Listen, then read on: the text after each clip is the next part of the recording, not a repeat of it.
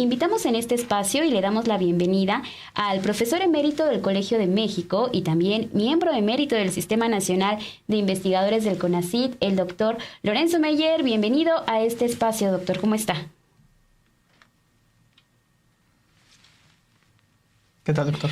Pues arranquemos con esta plática porque me gustaría ya después de todo lo que hemos escuchado, después de todo esto que hemos visto y ya también estas primeras acciones que está implementando el presidente de Estados Unidos, Donald Trump, ¿qué contrapesos va a tener y quiénes van a ser la oposición para Donald Trump? Porque venimos también de unas elecciones en las cuales le han dado una mayoría en el Senado, en el Congreso, para que pueda seguir teniendo y seguir accionándose. Entonces, ¿en dónde ve los contrapesos en esta ocasión, doctor?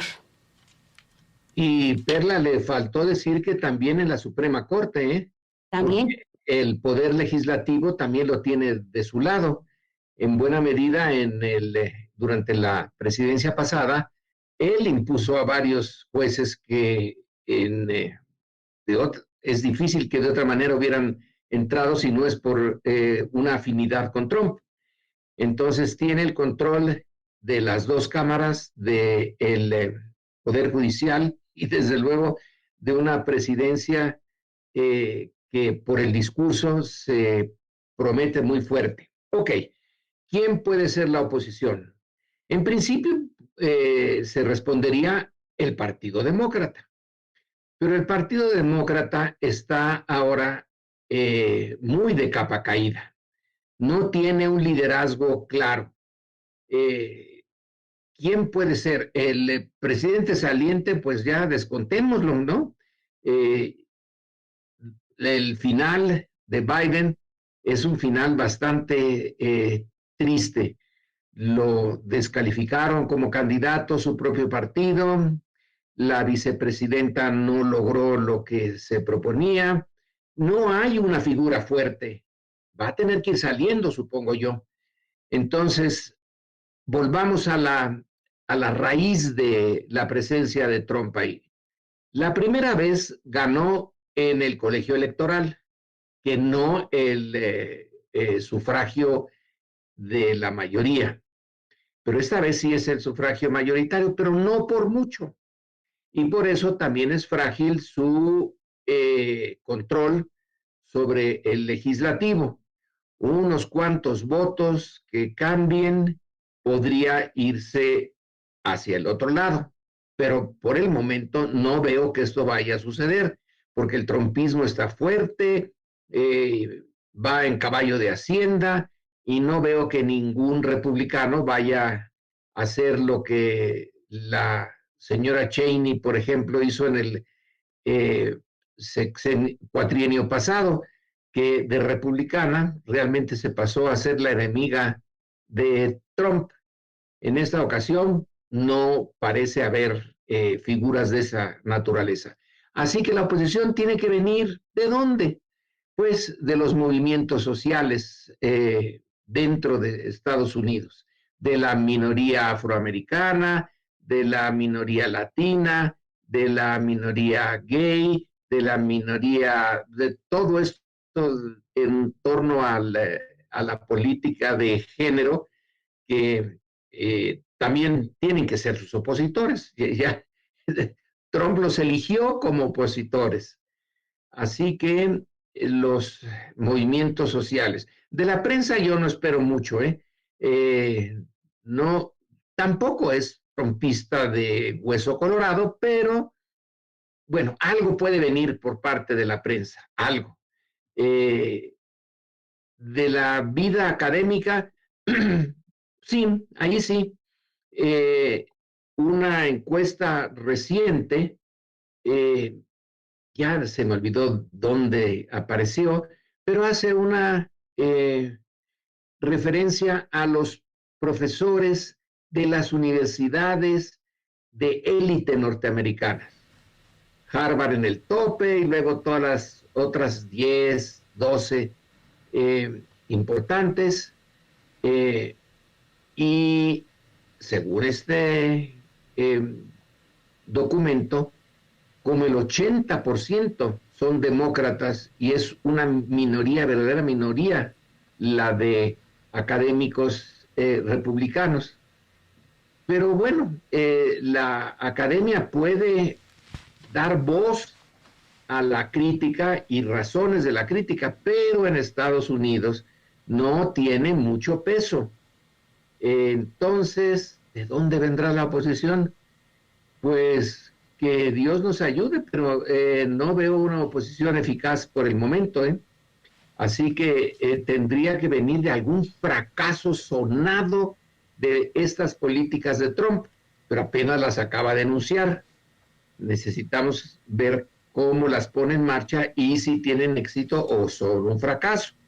Por ejemplo, es un ejemplo, no estoy diciendo que así vaya a ser, pero ¿qué tal si la inflación no, en vez de bajar, sube?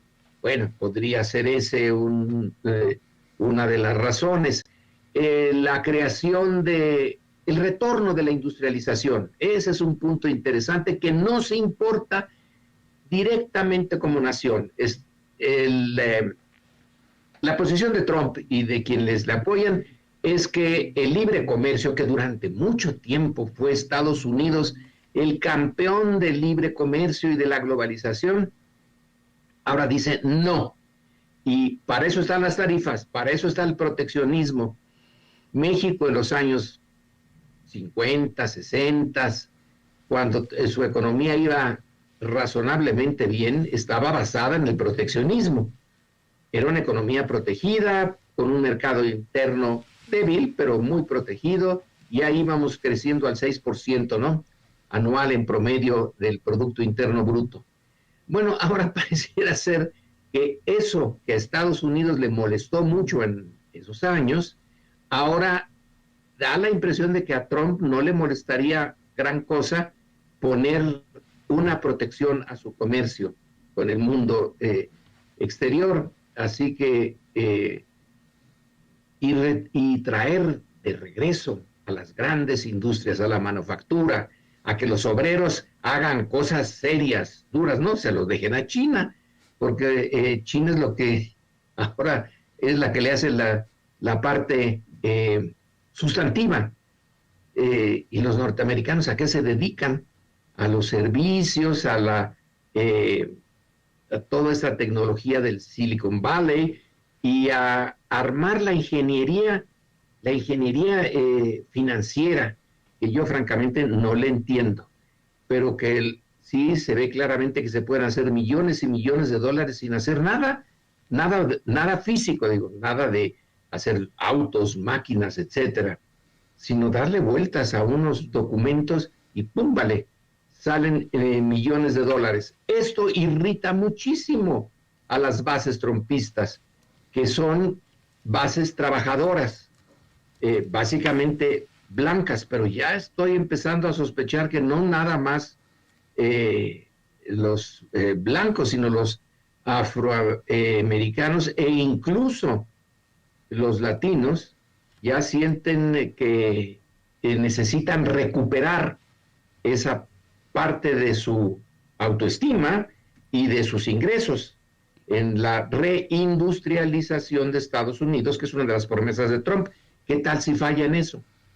Pero eso requeriría años y se vería hasta la siguiente elección. Por ahorita realmente no tiene ningún freno más que, bueno, que la realidad dice que va a poner la bandera de Estados Unidos en Marte. Bueno, puede que sí, pero eso y la nada de entrada es casi lo mismo. Poner la bandera americana en Marte, de aquí a que se cumpla lo que Musk, hay que subrayarlo, ha dicho que quiere mandar a una élite norteamericana a otro planeta, porque ya se acabó. Se lo acabaron gentes como Musk. Entonces, él piensa colonizar, así como en el siglo XVI, bueno, pues vamos a colonizar América, Australia, ahora los planetas, pero para eso falta. Y Trump no tiene más que 4 años. pueden venirse fracasos de esa naturaleza. Pero bueno, tenemos que esperar. Por lo pronto sí va ahorita en la cresta de la ola el señor. Doctor, en el discurso que da, las primeras órdenes ejecutivas que anuncia el que va a implementar, hay una que nos llamó aquí la atención, que es el revivir esta Alliance Enemies Act, la ley de enemigos extranjeros de 1798, que tengo entendido solamente se ha utilizado en 3 ocasiones.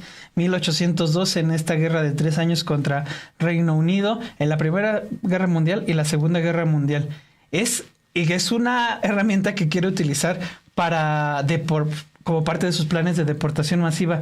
¿Es este acto un tipo de declaratoria de guerra hacia la migración, sobre todo cuando está declarando la zona también de la frontera en emergencia nacional, doctor? Sí, y le pone, bueno, acordémonos que su éxito empieza en la televisión, ¿no? Su éxito público, entonces está muy pendiente de un público que espera cosas espectaculares. Y esto que se hizo a fines del siglo XVIII, creo que primero fue contra los franceses, luego ya entraron otros extranjeros, pero es una ley que no tenía ya razón de existir, pero el que la haya traído quiere decir que se está comparando con los padres de la independencia norteamericana.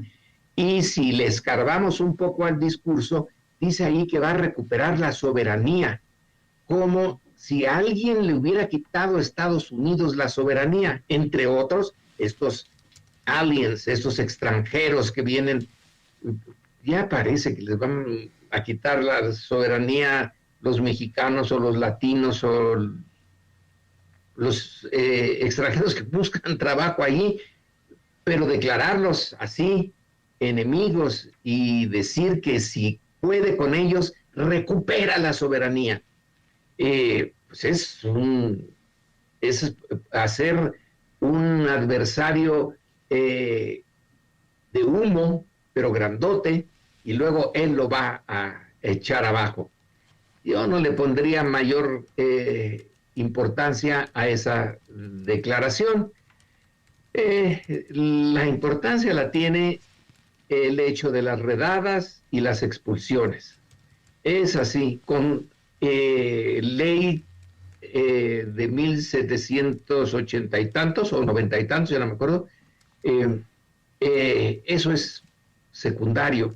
La otra sí puede realmente hacer la vida muy difícil a miles, a millones de personas, y darle satisfacción a esa parte de la población norteamericana que siempre ha existido, esa de ver inmigrantes, a los irlandeses, luego a los alemanes, a los griegos, a los chinos, a los japoneses, a los mexicanos. Siempre ha habido un enemigo extranjero por ahí, que son los indocumentados. Eso les levanta el ánimo a una buena parte de la población norteamericana, y que es más de la mitad, porque también las encuestas recientes que ponen la molestia, o de plano ya el enojo de los ciudadanos norteamericanos en contra de la presencia de indocumentados, va más allá de los que votaron por Trump. Va como por el 80%. En este momento la cifra la pierdo, pero está allá ahí en las encuestas.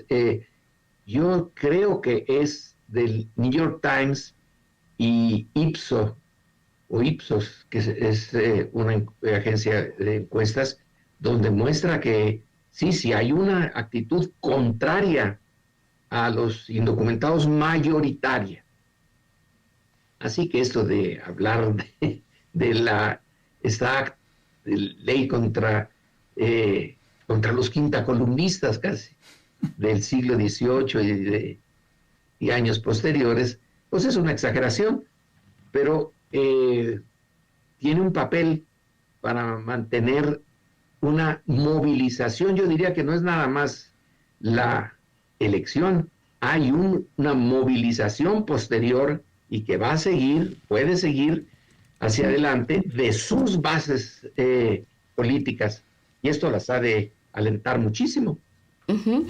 Porque también algo que hemos visto a lo largo de este día, doctor, es justo lo que nos dice, ¿no? Todo el espectáculo que ha sido televisado, que ha podido seguirse a través de distintas transmisiones que se han realizado en canales oficiales. Ya también vemos cómo trata de, al momento de hacer estas firmas de los primeros decretos, también convertirlos en todo un espectáculo. También nos hace ver que quizás hay un Donald Trump que viene más recargado y con más ganas, sí, de atacar, por ejemplo, todas estas medidas para los migrantes, que la migración es uno de los puntos claves que van a ser parte de este gobierno. ¿Y usted considera que va a seguir arreciando cada una de estas declaraciones en contra de los migrantes? Porque ya lo que vemos también es que ha empezado a cerrar las citas, ya se cerraron partes de la frontera en estas horas que llevamos Donald Trump en el gobierno. Sí, porque los inmigrantes son un adversario. Bueno, en primer lugar, construirlos como adversarios, ¿no?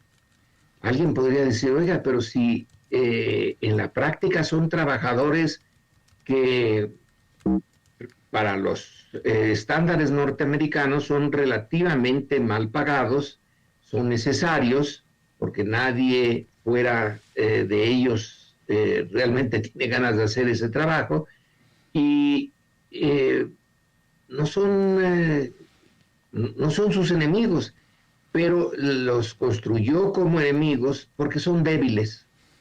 Entonces es construir un gran enemigo sabiendo que es muy débil. Y en la ética de Trump, si atacar al débil le da ganancias, con más ganas. Es como cuando uno hace la observación de que en un grupo que yo le he visto, un grupo de pollitos o de gallinas, uno de ellos le sale sangre, se le van encima a los demás porque ya no se puede defender. Y aquí pareciera lo mismo. Los migrantes, ¿quién los va a defender? ¿Cómo se van a defender? Entonces es un enemigo hecho a modo. Lo golpeo, digo que está atacando esta cosa central de un Estado-nación, la soberanía, que no es cierto, pero en fin, se construye como que la soberanía está en peligro, la frontera está en peligro, hay que usar a las Fuerzas Armadas, es una invasión, porque él ha dicho que es una invasión. Y bueno, pues ante la invasión sale Trump como Superman, defiende la frontera, echa fuera al enemigo, y queda todo perfecto desde su punto de vista y el punto de vista de sus apoyos. Así que Perla, puede ser que se ensañe, así como en grupos numerosos algunos animalitos atacan a su propia especie cuando está herido. Aquí también se ensañan con quienes son la parte más débil de la estructura de trabajo en Estados Unidos. Doctora, profundizando en esta idea precisamente de ensañarse, de armarse este enemigo a modo, llama la atención porque se da de más y genera este enemigo a modo justo en un contexto nacional en el que me parece que va a tener que requerir de él. Leí hace poco en el tema de el incendio de Los Ángeles, básicamente quienes son la mano de obra para levantar todo esto, pues es la mano de obra migrante, y estamos hablando que es un modelo económico tan grande como el estadounidense, es impensable sin toda esta mano de obra migrante, tanto la que está ahí de manera con documentos, como la que está de manera irregular. ¿No sería de alguna manera darse un disparo en el pie, aun cuando una de sus promesas precisamente es el de controlar la inflación, mantener la economía avante y estable, doctor? Sí, sí, se lo explica a usted de esa manera al público norteamericano, pero usted no tiene el micrófono lo tiene él, y entonces él va a interpretar, tiene varias maneras de interpretar el fenómeno y va a estar encontrando culpable, aunque se le necesite a los indocumentados. A lo mejor llega un momento en que dice, bueno, pero soy tan magnánimo, tengo una parte sensible en mi alma de esta pobre gente que a lo mejor la dejo por necesidad, pero va a tener que, puede manipular esa política de tal manera que sí llega a sentir que se está dando un tiro en el pie, pero eso va a pasar tiempo. Ya ahorita el efecto es instantáneo. Los voy a correr y esta invasión la detengo porque soy el gran defensor de la soberanía. Puede que después digan, sí se necesitan, pero entonces puedo encontrar otra manera de aminorar mi política, o a lo mejor de plano de revertirla, pero no aceptando que fue mi error, sino que es poner otra vez las cosas en orden, y entonces voy a idear alguna manera de recuperar parte de esta mano de obra que saqué. Total, el pago va a ser de los pobres que se van y que vienen y que van a sufrir muchísimo, no él. Esa es una posibilidad, ¿no? De manipular el desarrollo de esta política de tal manera que les surta en una ganancia en los dos polos, cuando los corra y cuando los decida aceptarlos. Porque ahora también con este proyecto y programa que presenta esta mañana y que refuerza, ¿no?, ya todas las medidas que se han estado tomando por parte del gobierno de aquí de México para ver de qué manera van a recibir también a estas deportaciones masivas que intenta hacer el presidente Donald Trump.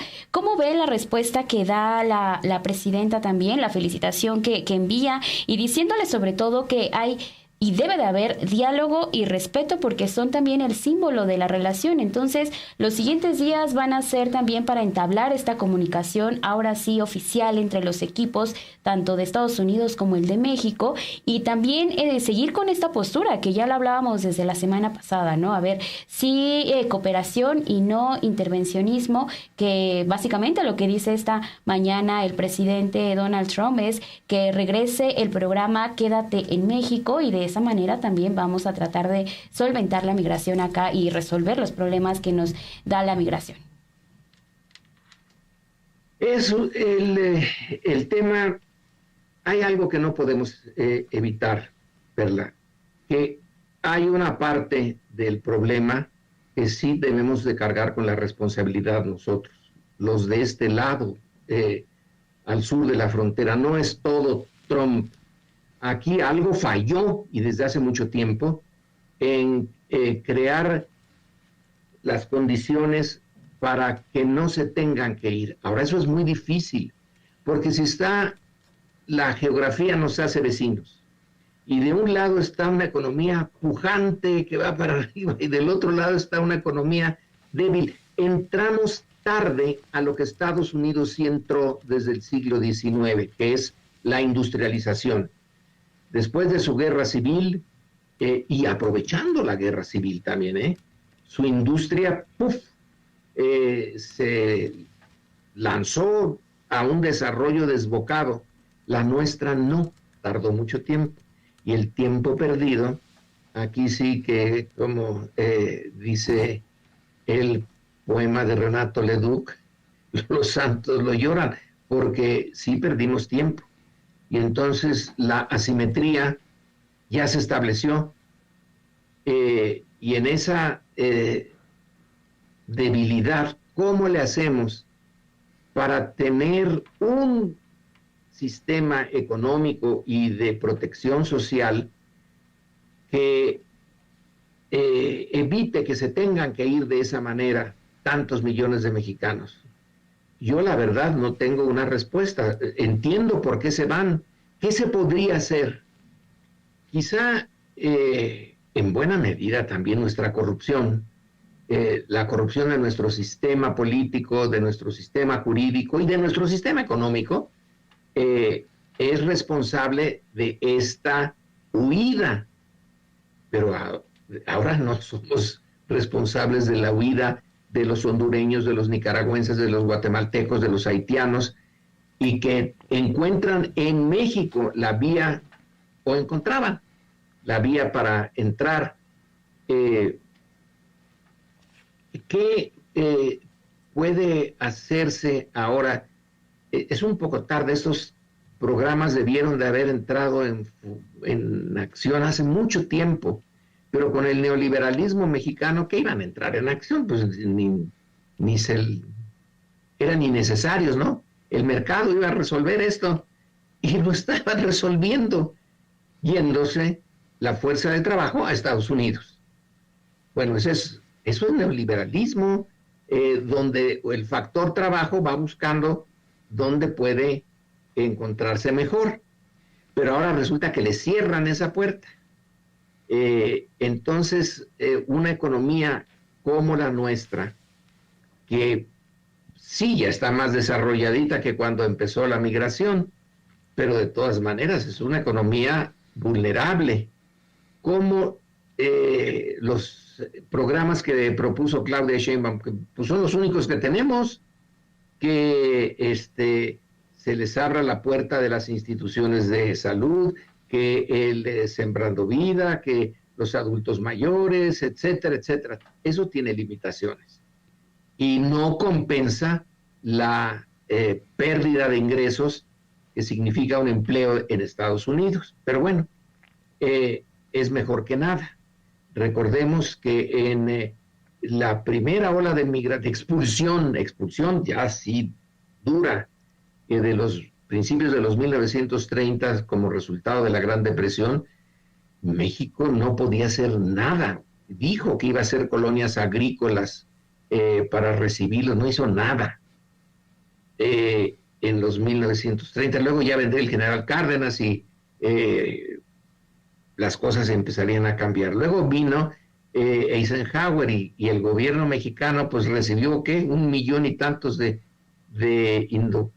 mexicanos, ya no sé si indocumentados o simplemente los echaban para afuera. Ahora se dice, tenemos estos puestos, cuando lleguen, por ejemplo, les vamos a dar una tarjeta con, creo que dijo 2,000 pesos, sí. Claudia, para sus pasajes. Cuando llegaron en los 1930 no recibieron nada, y algunos, los ferrocarriles les daban pasajes para sus lugares de origen, pero algunos que iban a Guerrero terminaron en Veracruz, y bueno, un desastre. Ahora estamos más organizados.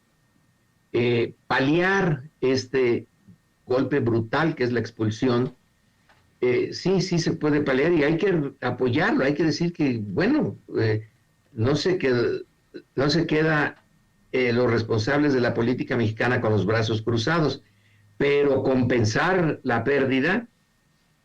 Alguien con mucho optimismo dice, pero si es que ahora necesitamos en México brazos, y se puede usar justamente lo que aprendieron en Estados Unidos, ponerlo ya como trabajadores especializados aquí. Bueno, eso es en teoría. En la práctica, a ver quién logra poner a un mexicano expulsado, especializado en tal tipo de construcción, en el sitio donde lo necesiten en este momento.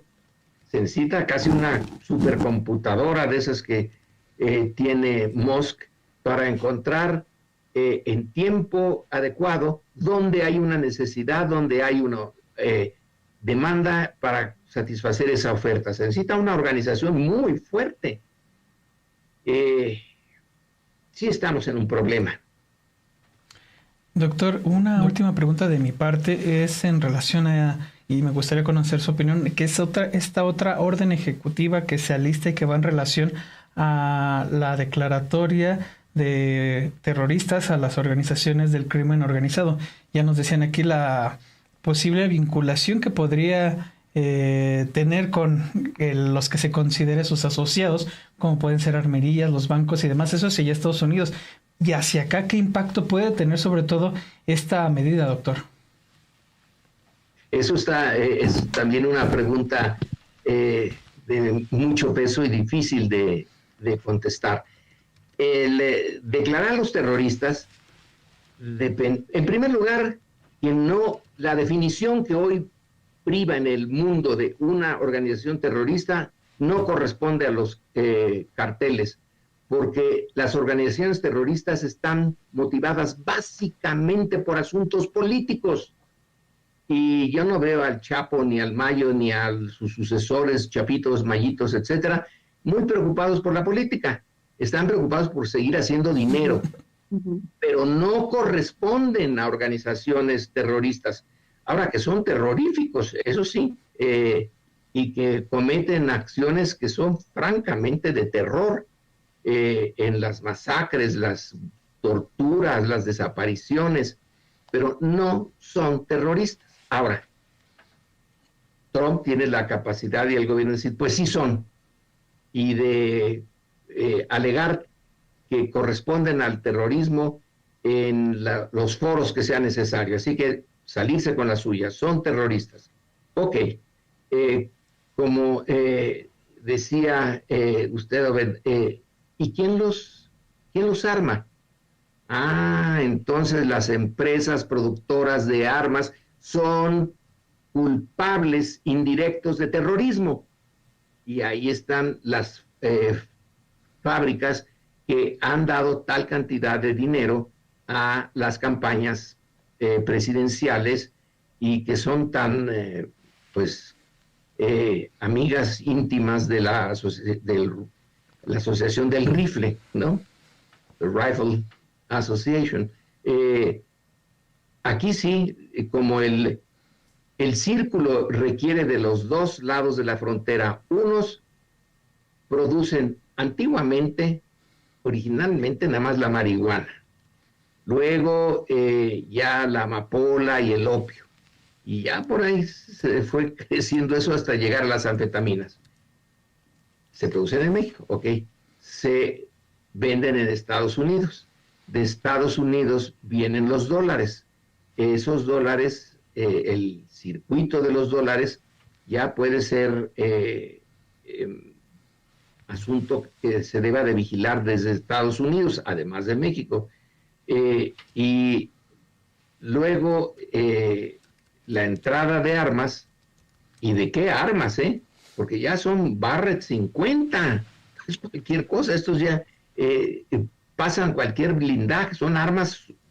Y ahora los drones con que se puede bombardear, son ya ejércitos pequeñitos, pero bien armados. Entonces, ¿quién los arma? ¿Quién les da el dinero? Pues Estados Unidos. Entonces, ahí hay una complicidad con terroristas de parte de Estados Unidos. Ahora, el que aleguemos eso no quiere decir que nos salvemos, porque le puede entrar por un oído y salirle por el otro a Trump, y sí puede justificar incluso acciones dentro de México, como el secuestro del Mayo Zambada, por ejemplo, que ni López Obrador ni Claudia Sheinbaum han logrado que se les explique exactamente cómo es que fue a dar a Estados Unidos. Si declaran terroristas, pueden señalar, nosotros estamos defendiéndonos legítimamente de terroristas, y ya llevado al extremo, pueden tener incursiones en México en determinadas regiones que digan, esta región ya no está bajo el control del Estado mexicano, sino está bajo el control de la organización terrorista, y por lo tanto tengo derecho a defenderme yendo al origen de la amenaza terrorista.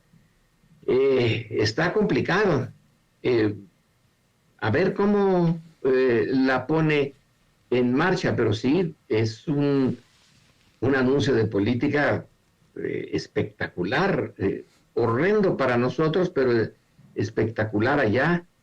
Este señor sí hace las cosas, ¿no? Este sí no Biden ni cosas por el estilo. Este es el duro, este es el que va a devolver, es más, no va a devolver nada, va a iniciar eso de la Golden Age, la época dorada.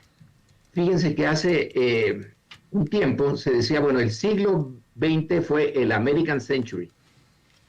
Luego el siglo XXI a lo mejor ya no es el siglo norteamericano. Una organización conservadora propuso The New American Century. Pero ahora Trump les dice que en los siglos pasados no fueron nada comparado con lo que vamos a hacer ahora. Vamos a seguir creciendo. Es una sociedad en crecimiento y si uno lee entre líneas, crecimiento territorial. Dice ahí, cuando está, te lo digo a ti Groenlandia para que lo sepas, o te lo digo a ti Dinamarca para que lo oigan en Groenlandia, y cómo creció territorialmente Estados Unidos. Primero, pasando a cuchillo a México, ¿no?